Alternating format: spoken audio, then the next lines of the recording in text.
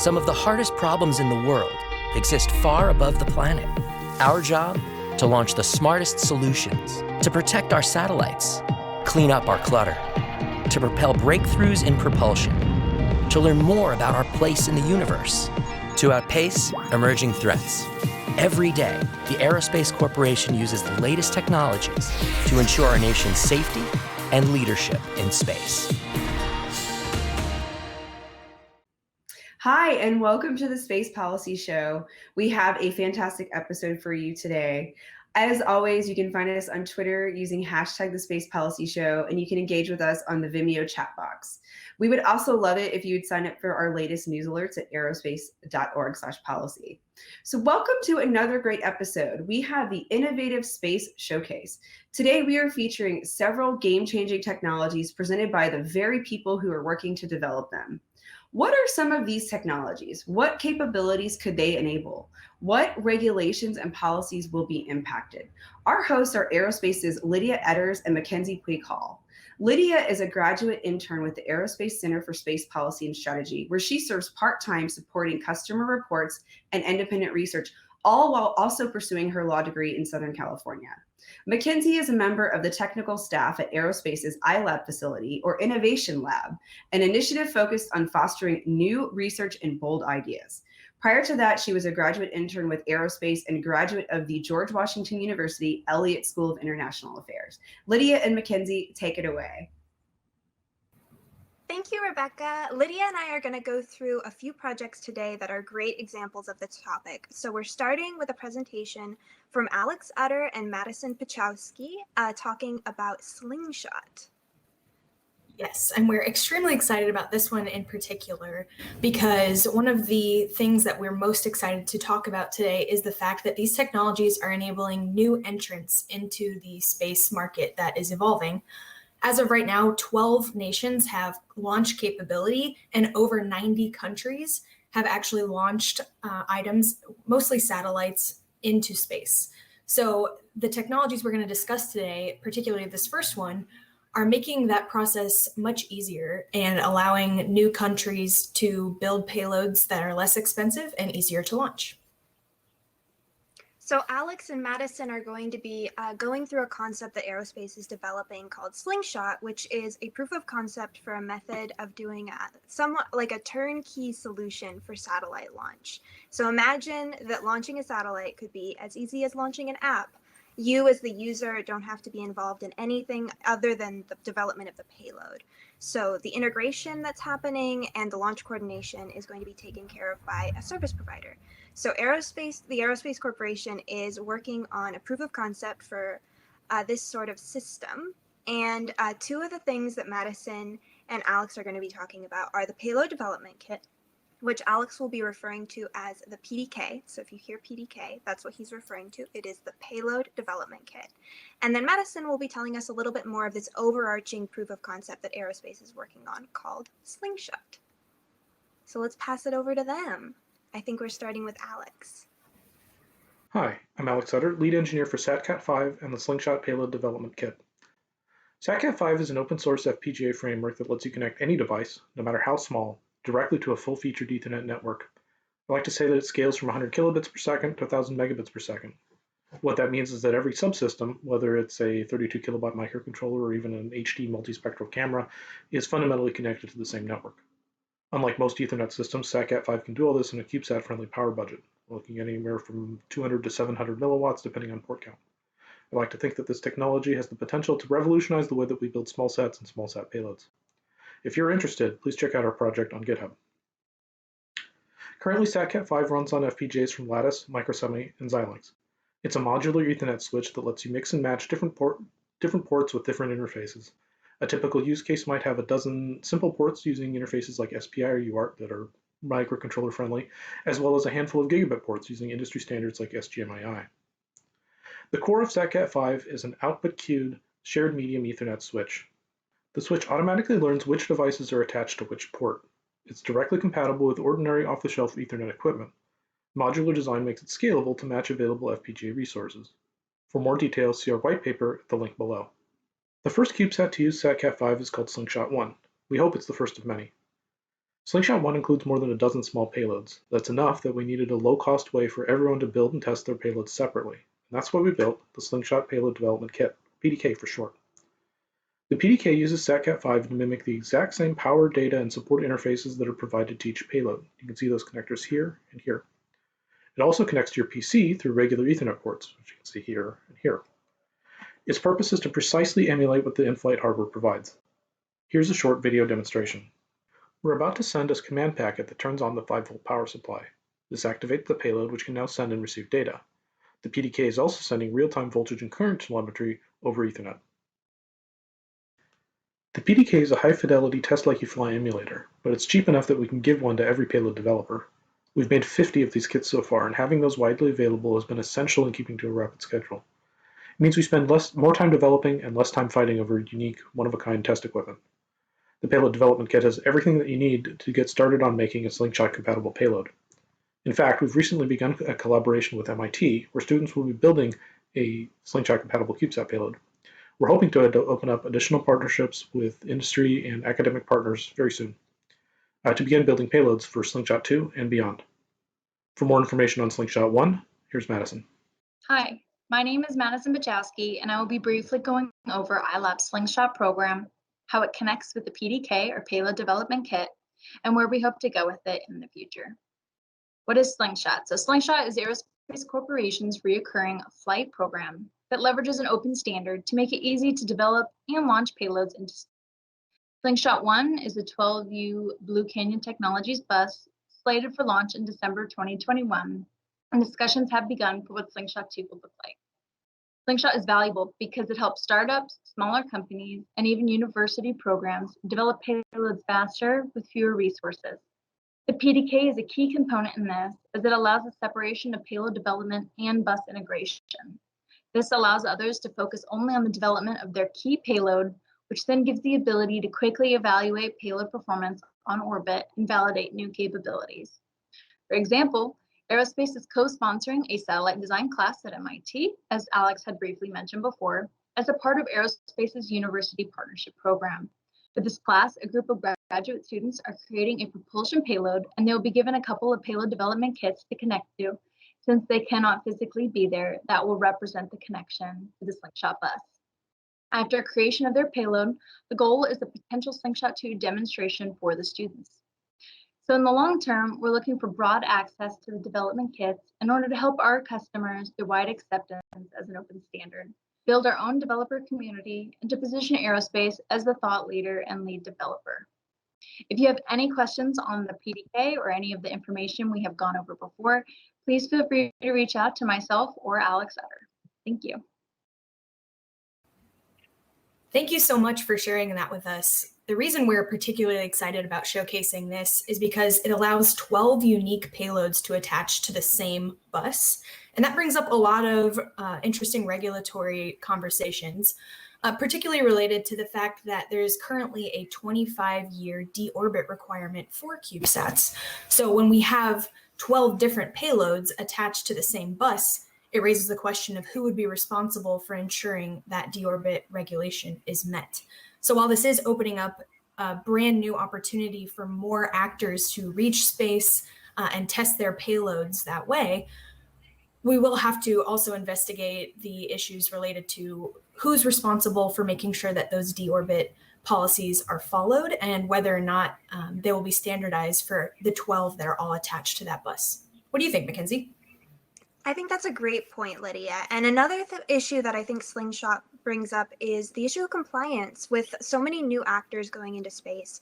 We have a lot of folks that don't have a lot of experience with integration, launch, and the regulatory environment that exists right now, and it's complicated for new actors. So I think something like Slingshot could provide the opportunity for individuals that want to launch a payload to do so without the risk of violating any regulations or even having to deal with the complicated issues that surround launch and integration.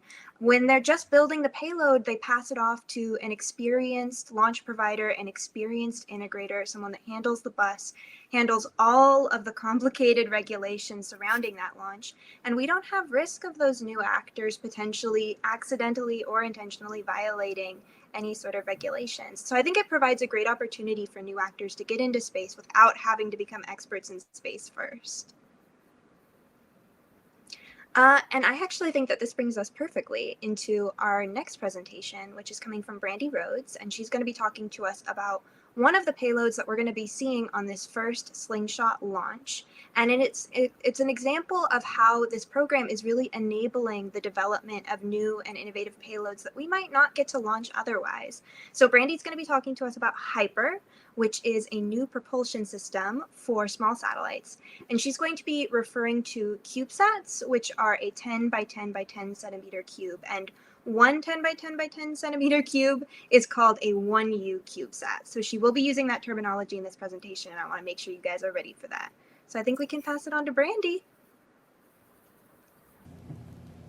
Hi, my name is Brandi Rhodes, and I am the inventor as well as one of the principal investigators for Hyper. And Hyper is a small satellite propulsion system that utilizes hydrogen peroxide vapor as the propellant. And hydrogen peroxide vapor is actually fairly common. You know, it's been used on satellites and launch vehicles for reaction control since the dawn of the space age. But what we're doing with utilizing the vapor is transitioning how we deliver the propellant to the reactive surface to target a different type of satellite.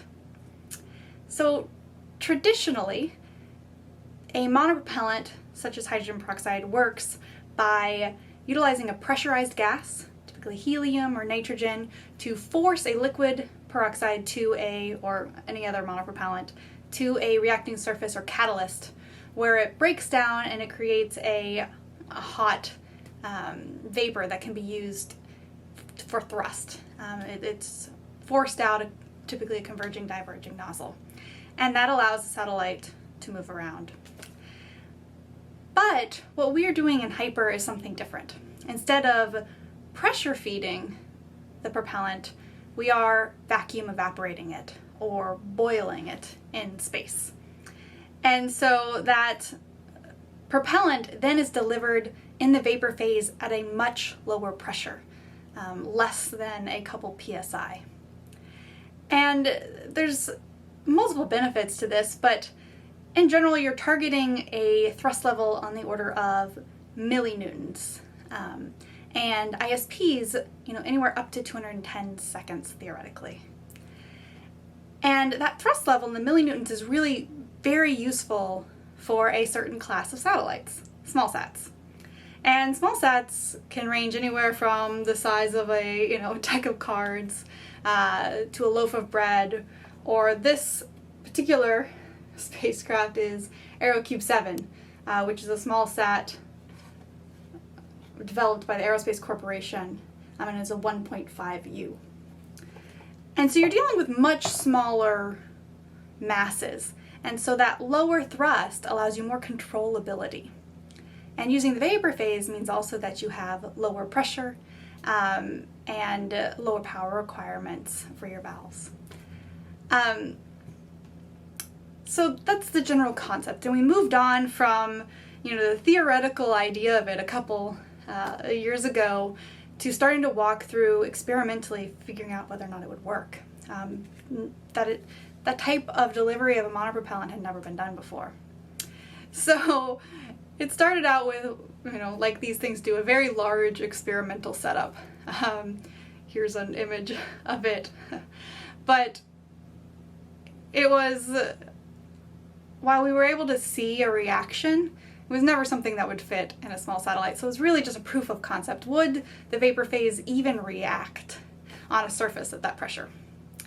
And that really kind of grew. And so that initial experiment led to size down iterations so that we could fit in a CubeSat. And the first thing we did was actually modify a water thruster that flew on one of our AeroCube missions. AeroCube 7, like I showed you in AeroCube 10. So it operated on the same evaporation scheme, but it utilized water. So what we were able to do was modify that to add a catalyst bed just to test out whether or not that type of system would even work. And so I am showing an image of that engineering unit we used. That would be on the left side, and it worked wonderfully. We got really high temperatures in the catalyst, showing that we were getting a good reaction. However, since it was a modified water thruster, a lot of the components eventually saw a lot of deterioration in the more aggressive hydrogen peroxide environment. And what that did was lead us to our next iteration, and that one is on the right side. And what it had was a new valves and new pressure sensors that were compatible with hydrogen peroxide. And we also we incorporated a propellant management device. And so that in the first attempt to separate out the liquid and vapor phase, because all we wanted to do was deliver vapor. We did not want liquid peroxide flowing to our catalyst. And so on this, we also looked at different nozzles and different catalysts. So we had the stainless one that you saw in that image, as well as a ceramic nozzle that was easier for us to get pressure measurements out of. And we looked at several different catalysts. We looked at platinum and platinum on aluminum spheres, as well as silver mesh. And what we found was that silver performed by far the best, not only in that initial thruster experiments, but also in more in-depth laser diagnostic experiments focused on reaction rates.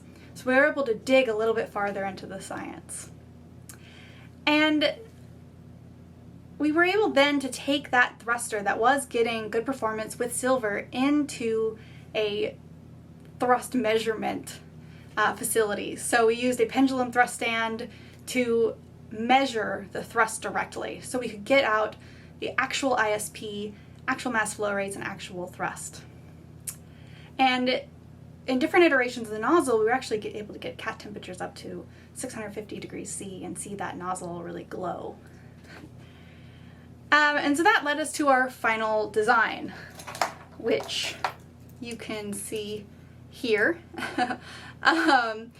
We had to go with slightly different valves in the previous design because these proved to be much more compatible. We saw no corrosion, so we had to sacrifice some size to make this work. We still have the same pressure sensors, and we have our electronics board that we actually are going to use for flight to control the system. We also incorporated some pressure relief valves for safety on the ground. We've got our heater on the back and our nozzle and fill port contained under here. And so this is where you would mount it to the spacecraft. And we actually did print out or machine out a clear model as well, so it could be more easily see how the flow works in the system. So the vapor comes in this center port, and then the pressure is sensed up here before it passes through our first valve and then through the second valve as redundancy, and then on to the nozzle. And on the opposite side, you can see that pressure relief system where we've got redundant pressure relief valves for safety on the ground. And this unit actually is the unit that went through also some of the launch environment testing. So we mounted it on a vibe table and to simulate the vibrations it would see during launch. That's what you're seeing up there. We did that in 3 different orientations. And then we also did thermal cycle. So taking it from -20 up to 60 degrees C, kind of the temperature we would see on orbit, worst case, pushing the propellant through the freeze-thaw cycles, as well as the rest of the electronics and components. And back to performance testing, make sure that nothing broke, the propellant was able to survive. We tear it apart, make sure there's nothing unexpected going on. And from there, we're going to be doing the flight, building up the actual flight unit, the final rounds of tests for that, and then integration into our satellite with preparing for a launch in 2021. So it's very exciting for us, and I'm definitely happy to share this work with you. So thank you. Well, that was a very exciting video, and one that Mackenzie and I were particularly interested to hear about because it's taking a product, hydrogen peroxide vapor, that's been used since the dawn of the space age, as Brandi mentioned, and giving it a new application. So it's taking a technology or chemical and just turning it over into a completely new application for something that we already understand very well, but giving it a brand new reinvented use within the space industry. And that's the type of game-changing technology that allows for new actors to enter the environment. And she specifically mentioned that lower thrust allows for more controllability. And why that's so important is because better controllability means less risk. And reducing risk has huge regulatory impact within the space sector. A propellant management device like this allows for less risk, which allows new entrants to have better insurance rates. For example, the global insurance market bases its premiums on the inherent risk of the activity or the item that you're trying to insure. So if applications like this are able to reduce that risk, we'll see more actors paying to insure their satellites and perhaps take bigger risks with what they're doing to reinvent technology like this in the future. Thank you, Lydia. I think that's a wonderful point, and it's actually especially important for small satellites and CubeSats where space is at a premium, and they may not have room for a larger propulsion system, so Hyper is really going to enable them to be more maneuverable and help reduce that risk. And I think that that brings us perfectly into our next presentation, which is another payload that is being enabled by our Slingshot program. So this payload is also going to be launching on Slingshot 1. And it comes to us from Andrew Abraham, and he's going to be talking about Blinker, which is a GPS transponder that is going to allow us to track those small satellites and larger satellites better. So while Brandi was talking about maneuverability, Andrew is going to be talking about how we track that new and improved maneuverability. So let's hear what Andrew has to say. Thanks, Mackenzie. And we actually asked Andrew a series of questions in preparing his presentation to us today. So let's jump into the first one. We asked him what he's working on and just to give us an introduction to Blinker. Hello, my name is Andrew Abraham. Yeah, so I'm working on a very interesting prototype right now called Blinker. Other people call it the GPS transponder for space traffic management. And really what we want to do is we want to keep track of satellites in space much better than what we can achieve right now.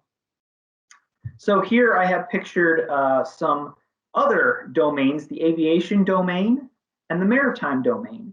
And with these two domains, many decades ago, they were primarily governed by radars, where the radars would indicate the positions of both aircraft and vessels at sea. However, over the course of time, it was discovered that the use of transponders provided much more accurate and much more actionable information about where those vessels were and how to safely avoid collisions in both of those environments. So for example, in the aviation domain, you have these little devices and they're placed on board the aircraft, and they collect GPS signals from GPS satellites, calculate their positional fixes, and then every so many seconds they would broadcast these fixes along with their unique tail number or identification number to nearby aircraft and to air traffic control. And so I took a look at that and I thought to myself, wow, how do we do that same type of approach but for the space environment? And so I came up with the idea you see here. This is my overview one ConOps diagram. So let's say we have a satellite and we're about to deploy it in space, but before we do so, we actually take a very small device, we attach that device to the satellite, and then we let the satellite go. And so that device, the GPS transponder, will collect a bunch of fixes from GPS satellites, again, calculate the positional location of that satellite, and then broadcast every so many minutes the position of the satellite, its velocity, and its unique identification number. And that will be received by either a relay satellite or by directly by the ground. And then space traffic management headquarters, it could be the government, it could be an international organization or a private organization. They will collect those signals and calculate very, very precise orbits based on that information. Orbits that are far more precise than what we currently have today based on radar technology.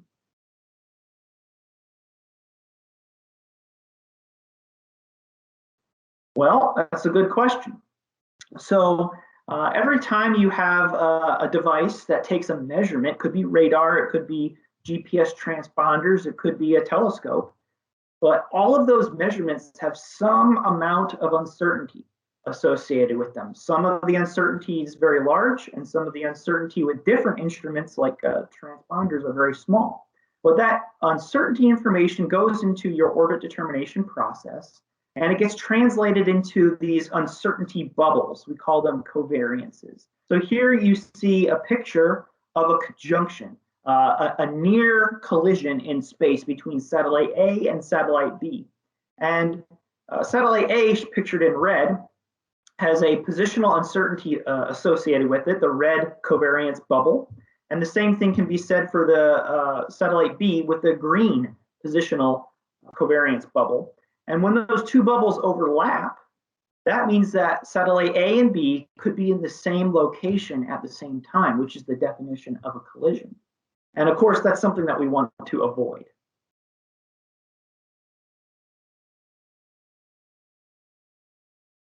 Well, a transponder can provide much more accurate measurements compared to radar. So what we have pictured here are two identical conjunctions, again, near-miss collisions. And on the left, we have the positional uncertainty that you get from radar. Notice that the uncertainty overlaps, and so there's a chance that these satellites might collide.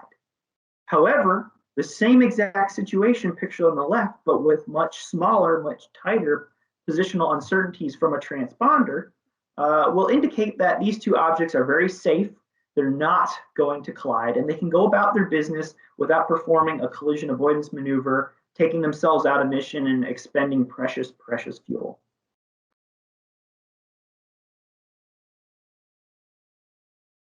All right, so the next slide that I have for you is a CAD diagram and an image of our very first prototype. So it consists of a number of different pieces. So you'll see here, you have a GPS patch antenna. You also have an antenna that broadcasts the radio signal when we want to communicate these positional fixes. There are circuit boards that will handle the computations. There is a battery and a solar panel with this device as well, and that provides backup power, indefinite backup power. In case the host satellite happens to have a failure, we can actually power this device with the photovoltaic cell and actually have it continue in operation for many, many years after the host satellite has failed. This is our first generation prototype. It's going to be launched on a satellite called Slingshot about a year from today. But we hope to refine this technology and come out with a second generation prototype that's about the size of a deck of playing cards and about 100 grams. So it's not going to impose a very large burden to satellite owner operators.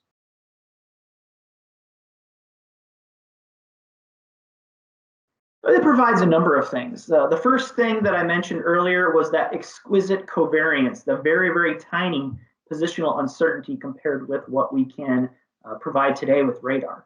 But it also provides positive satellite identification, which is a new technology right now. With a radar return, you just have a blob on a screen. There's no name tag associated with it. So it's going to be very helpful for governments to know without a doubt what that satellite is and who owns it.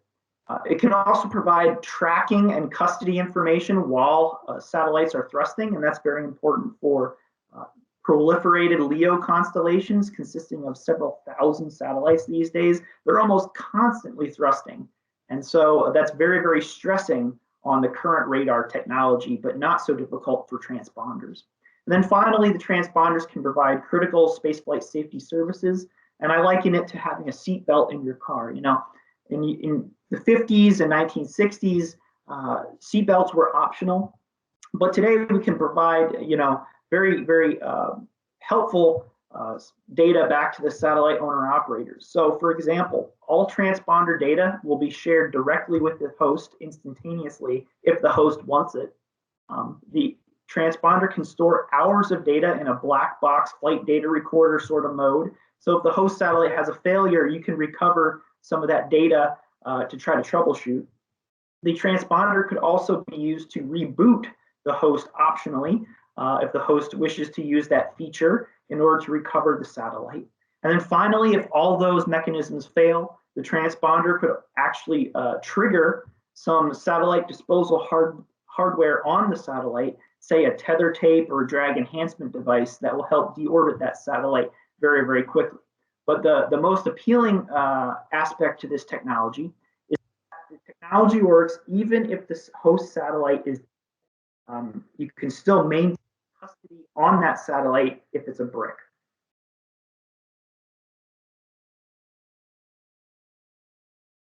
Great question. So the government can do a number of things to help promote this technology. As I said, in the 1950s with seatbelts in your car, that was a new technology, but over time it was adopted as a universal almost mandate. And so I could see the same type of evolution occurring with the transponder today. And it would help not just other satellite owner operators to know how to avoid collisions with other satellites, but also it would help the governments to safely operate in space and to have trust and confidence that other satellites operating in the nearby vicinity are doing things that are very transparent. Also, it would be helpful if we could have the FCC work with us in adopting this technology. There is a radio on board, and so it would be helpful for the FCC to provide sort of a fast track mechanism or even eventually blanket approval for the use of transponder technology so that it's not so difficult for a satellite owner operator to get approval to use that technology. And then one day, in the more distant future, it's my hope that there is blanket approval for this type of technology where no license is even needed. It's more of an expectation that you would put this technology on your satellite rather than something extra. That was a great video. Thanks so much to Andrew for sending that in and telling us a little bit about his tech. And Mackenzie, the reason I'm super excited about this one is because this is the type of technology that is enabling satellites to get even smaller and safer, which opens up the playing field for more actors, as we've been talking about so much today. And in particular, what this is allowing those satellites to do is save fuel for more useful maneuvers. Rather than maneuvering for something that may not necessarily be a big risk, this is allowing those operators to only move when it is actually necessary.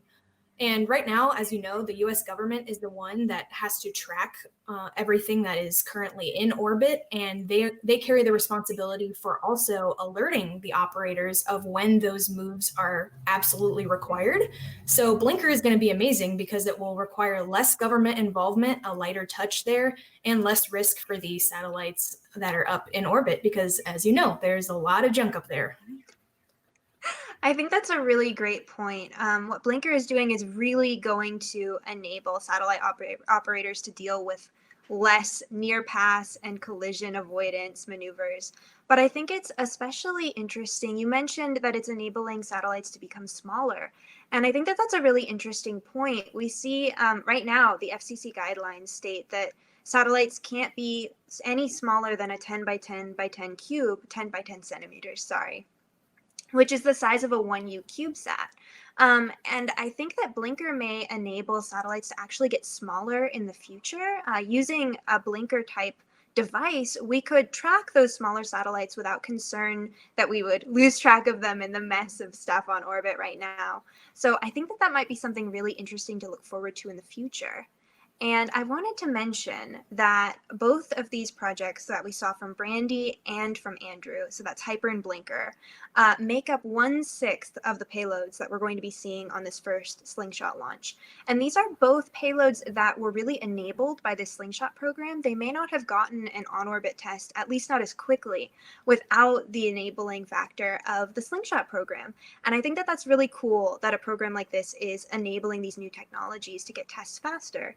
And I think that that really ties in to our next presentation from Chris Hartney, which is going to be focused on another technology that is enabling new development in space, and that is 3D printing and additive manufacturing. So let's go over to Chris to hear about that. And before we do that, Mackenzie, just a quick note. This isn't the first time today that we've seen additive manufacturing in use. If you go back to Brandi's video, she specifically mentioned that they're using 3D printed technology to enable Hyper through testing. So that, this is exactly the type of technology that we're going to see over and over again to make these groundbreaking innovations possible. So let's watch it. That's so true. Hello, everyone. My name is Chris Hartney. I am a senior member of the technical staff here at the Aerospace Corporation. And today I'd like to talk to you about additive manufacturing, or 3D printing, as it is more commonly known. So 3D printing has been around for quite some time, actually, since the 1970s, I want to say. And but it's been very prevalent over the last 10, 15 years or so, as electronics have become more widely used, and obviously much cheaper. And nowadays, you could even find a 3D printer, online for a few $100s, and you could have your own personal 3D printer at home if you'd like. So this technology has really come a long ways. My role here at the Aerospace Corporation has been to take a look at additive manufacturing as a whole, and seeing how we can apply different design guidelines and techniques, and basically train our basically mechanical designers on looking at how to use additive manufacturing for their design purposes. We're also looking at additive manufacturing for space applications. So not only utilizing it for prototyping needs, but also actual parts, spaceflight parts, for various satellite components or rocket components, depending. So I'd like to share with you some of the tools and equipment that we have here at the corporation. Let me go ahead and share my screen to share that content.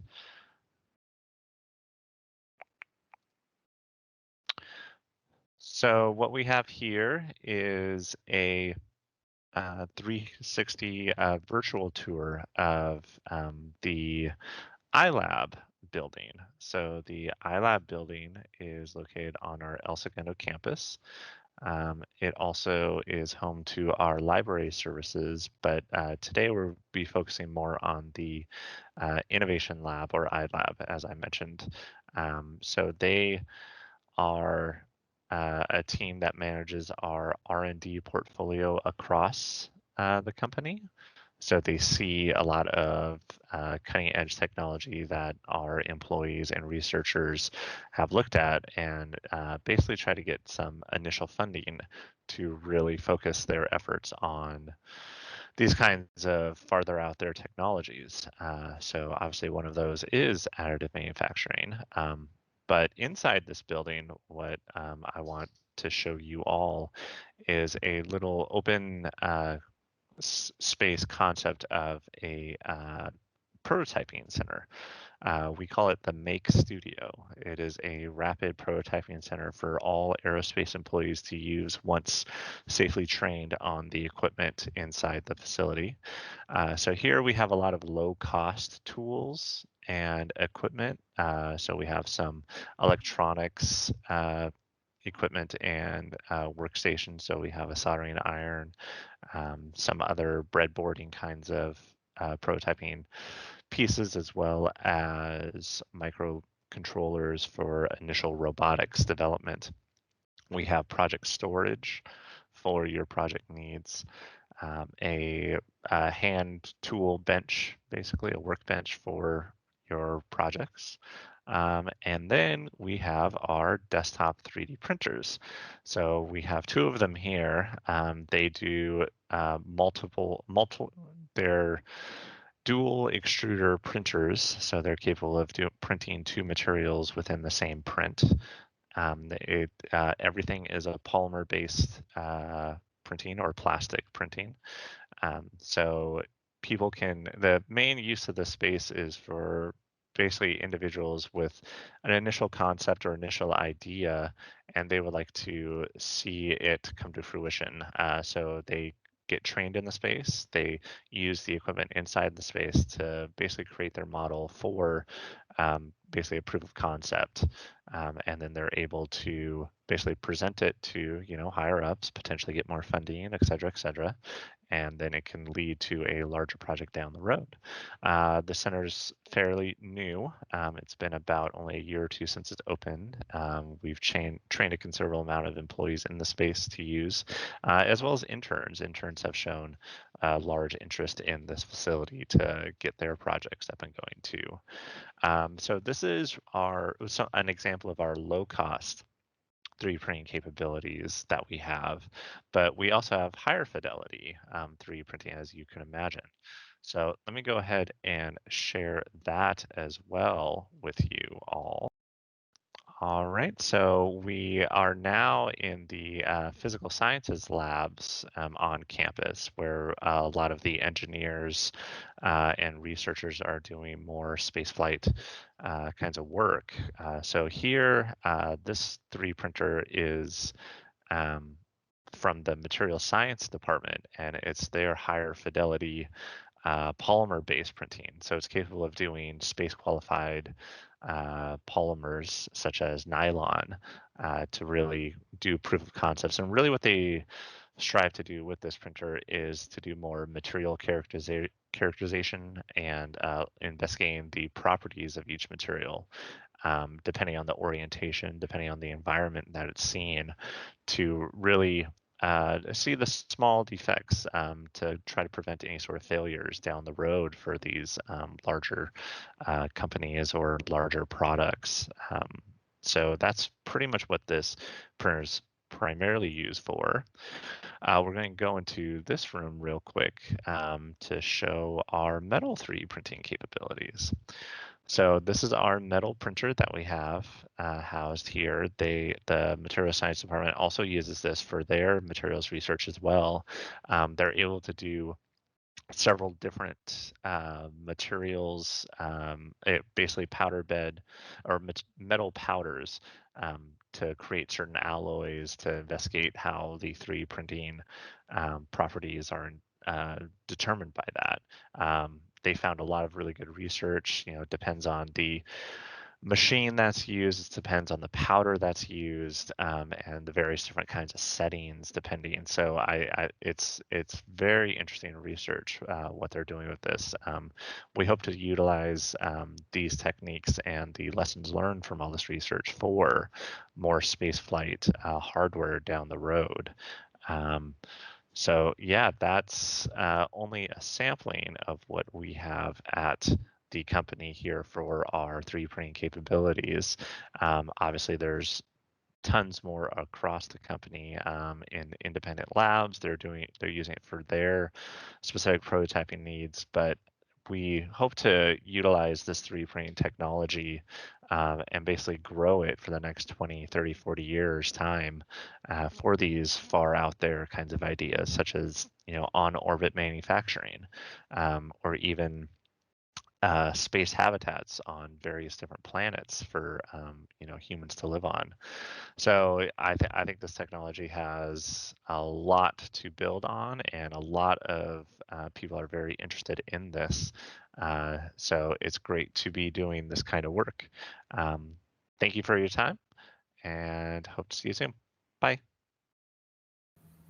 Thank you, Chris. That was so interesting. And you just mentioned that we're doing some work at Aerospace to examine metal 3D printed parts to determine the quality of the part and make sure that we don't have any unexpected bumps, bubbles, imperfections, anything that could create a risk that we might not see in a part that's made of a metal that has been properly tested in the way that we expect from regular metals that aren't 3D printed. And I think that that might have some really serious implications for human spaceflight, especially where we're really concerned about safety, and we want to make sure that those metal parts are going to hold up to the same standard that parts that were manufactured using traditional process will. What do you think, Lydia? That's very true, Mackenzie. And as we see more and more of these metal 3D printed parts integrated into rockets and the actual capsules that are carrying humans into space, we're going to need to see more data and more rigorous testing on how those parts hold up. It seems up until this point, it's been performing quite well, and NASA has approved many of their suppliers to be using this method. But we are going to see more stringent auditing since it is harder to inspect these parts given their complexity. So that's just something to keep in mind moving forward. We're going to see the regulations change where they will require more advanced testing, and they're going to want to see better data that confirms that these parts are as robust as whatever it is they were replacing. This also made me think of an issue related to on-orbit manufacturing and property ownership. Because as we have seen on the International Space Station, they are getting more and more advanced with their ability to print items in space. We saw them growing radishes a few weeks ago as well, which was exciting. So the more self-sufficient we can make those that are up in space, whether that's making parts they need or growing the things they need, it does bring up an interesting question of who owns the stuff that is printed in space. As it stands right now, it's usually any type of ownership in space is based on the flag that spacecraft carries. So if it's manufactured and launched from the United States would likely be the owners of that. But that's going to get more and more complicated as more private companies get involved. And as we have said many times, as more entrants start going up and testing the limits of what is possible in space. So that's very exciting to see where that will go, and looking to government missions in particular to see how that will be regulated. I think that's a really good point. And it's really interesting to see how these enabling technologies are really going to impact policy in the future and kind of enable this regulatory change just as much as they're enabling innovation and technological change. So that's really cool. And this was actually our last presentation. So I think we're getting ready to wrap up here. We've seen a lot of examples today of different technologies that are impacting regulation and vice versa. Technologies helping new actors deal with the many regulations that exist already. So I think that that's everything we have for today. And I wanted to mention before we go something really fun. We did notice that there are 2 decks of cards hidden in different locations throughout this presentation. So I wanted to ask you, the viewers, did you notice these decks of cards? Where are they? Can you find them? You'll have to rewind to find out. And that's what we have for today. Hint, it may be related to the size of a CubeSat, but I'm not sure. Interesting We'll hint. have to go back. Interesting hint. That's right. Hey, it's been a pleasure watching these with you today, Mackenzie. I'm so excited to see what else comes out of the aerospace labs and the amazing colleagues that we get to work with. I would like to highlight 2 of our colleagues really quickly, Lil Woods and Karen Jones. Thank you so much for reviewing this tech with us and giving us your thoughts. It really helps shape our conversation. And Mackenzie and I would be very happy to wish everyone watching a very happy holidays and a safe season as you celebrate. It's very important. Happy holidays to everybody. And I think we're going to pass it back over to Rebecca now. Thank you, Lydia. See ya. A huge thank you to Lydia and Mackenzie and all of our featured presenters. Lastly, thank you to our production team, James Liggins and Sarah Pannoni, located in the Los Angeles area. As always, check us out on Twitter using hashtag The Space Policy Show and sign up for our latest news alerts at aerospace.org/policy. Tune in next week for a discussion on the Artemis program between Mike Gold from NASA and Aerospace's Dr. Jim Betta. Until then, take care.